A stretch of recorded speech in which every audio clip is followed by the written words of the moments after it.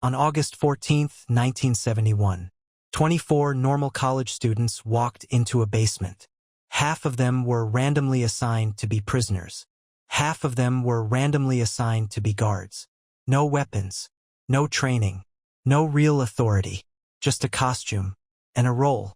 Within 6 days, the experiment had to be shut down.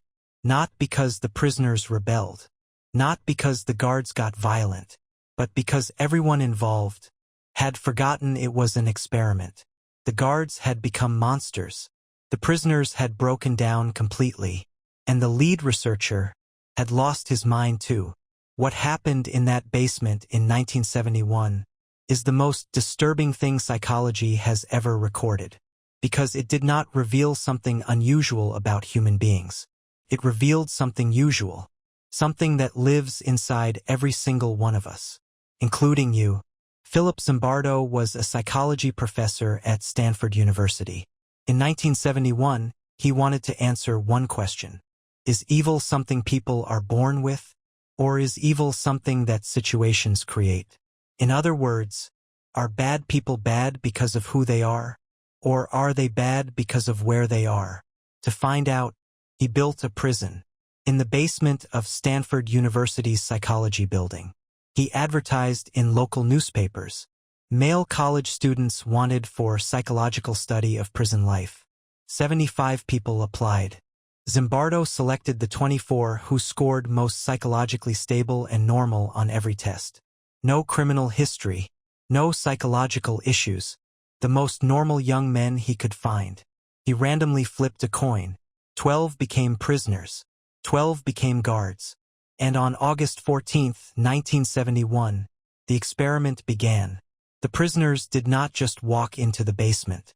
They were arrested at their homes by real Palo Alto police officers, handcuffed, searched, blindfolded, processed at a real police station, then brought to the Stanford basement prison, stripped, deloused, given a smock to wear with a number on it.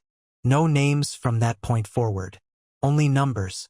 The goal was simple. Make the prisoners feel like prisoners. Make the guards feel like guards. And then watch what happened. The first day was almost normal. The guards were awkward, almost friendly. The prisoners were calm, almost amused. Everyone knew it was an experiment. But by day 2, everything changed. The prisoners staged a rebellion. They blocked their cell doors with their beds. They ripped off their prisoner numbers. They mocked the guards. The guards called in the other guard shift for backup. And then something terrifying happened. The guards chose to fight back. On their own. With no instructions from Zimbardo. They used fire extinguishers to blast the prisoners away from the doors. They stripped them naked, took their beds, put the rebellion leaders in solitary confinement. And then, they invented something that should not have been possible. Psychological torture. The guards began using privilege as a weapon. 3 prisoners were designated as good prisoners. They got their beds back, better food, shower privileges. The other 9 got nothing. Then Zimbardo switched the good prisoners back to the bad cells and watched what happened. The prisoners did not know the switch was random.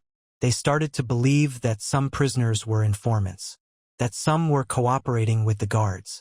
Trust inside the prison collapsed completely, and the guards realized something. They did not need physical violence to control people. All they needed was psychological uncertainty. Never let the prisoners know what the rules were. Change the rules without warning. Reward randomly. Punish randomly. Keep everyone confused and anxious. And they will control themselves. By day 3, prisoner number 8612 had a breakdown.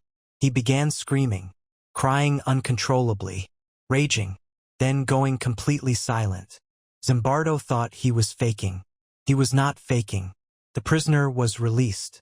But instead of feeling relieved, the remaining prisoners felt something unexpected. They felt like he had abandoned them, like he had escaped and left them behind. Their psychological identity as prisoners had become real. By day 4, the guards had divided into 3 types. Some were tough but fair. Some were passive and did nothing. And some had become genuinely cruel. These guards worked the night shift. When they thought no one was watching, they forced prisoners to do degrading physical exercises. They made them clean toilets with their bare hands. They invented humiliating rituals. Not because they were ordered to, not because anyone was watching, but because the role had consumed them. One guard later described his mindset during the experiment. He said, "I was not thinking of these people as people. They were prisoners, and I was a guard. That was all there was." But the most disturbing part of the Stanford prison experiment was not the guards. It was Zimbardo himself. By day 5, Zimbardo had stopped being a researcher. He had become the prison superintendent. He was making decisions not as a scientist observing an experiment, but as an authority figure protecting his institution. When a colleague came to interview the prisoners and told Zimbardo that what was happening was deeply wrong, Zimbardo got angry at her for threatening his prison. His prison. He had forgotten it was not real. Took his girlfriend, who later became his wife, to look him in the eyes and say, "You have to stop this. You are hurting real people." And finally, on day 6, Zimbardo shut it down. The experiment was supposed to last 2 weeks. It lasted 6 days. Now here is what makes this the most important psychology experiment ever conducted. Not the guards, not the prisoners, not even Zimbardo. What makes this experiment terrifying is what it tells us about normal people. Every single participant was screened, tested, evaluated, the most psychologically healthy young men available.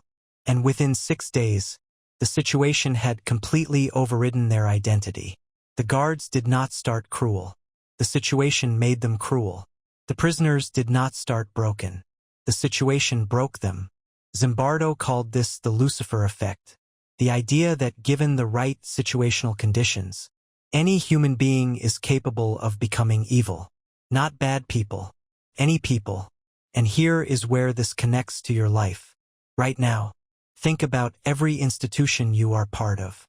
Your workplace, your financial system, your government. These are all systems with roles, and roles shape behavior. When a bank executive is told his role is to maximize shareholder profit, he does not think about the families his decisions affect. He thinks about the role. When a politician is put in a position of unchecked power, he does not think about the people he serves. He thinks about maintaining the position. When you are put in a financial system designed to keep you consuming, spending, borrowing, you do not think about building wealth. You think about surviving this month. The system assigns you a role, and most people play it without ever questioning it. Zimbardo spent the rest of his career studying not just how good people turn evil, but how good people resist. He found that the people who refused to become cruel guards, the people who refused to accept the prisoner identity, had one thing in common. They maintained what he called personal identity anchor, a clear internal sense of who they were that was stronger than the role being imposed on them. They did not say, "I am a guard." They said, "I am a person who happens to be playing a guard." That distinction, that tiny psychological distance between self and role, was the difference between becoming a monster and remaining human. So here is the question that matters. What role has your financial system assigned you? Consumer, debtor, employee, bender. And are you playing that role without ever questioning it? The prisoners in Stanford's basement forgot they could leave. Some of them literally forgot the experiment was not real. But you are not in a basement. You are not wearing a number. You have something the prisoners did not have. The awareness that the role is not real. And awareness is always the beginning of escape. If this changed how you see the systems around you, share it with someone who needs to wake up. And subscribe to PsychoWealth, because the first step to building real wealth is understanding the psychological cage you are already living in.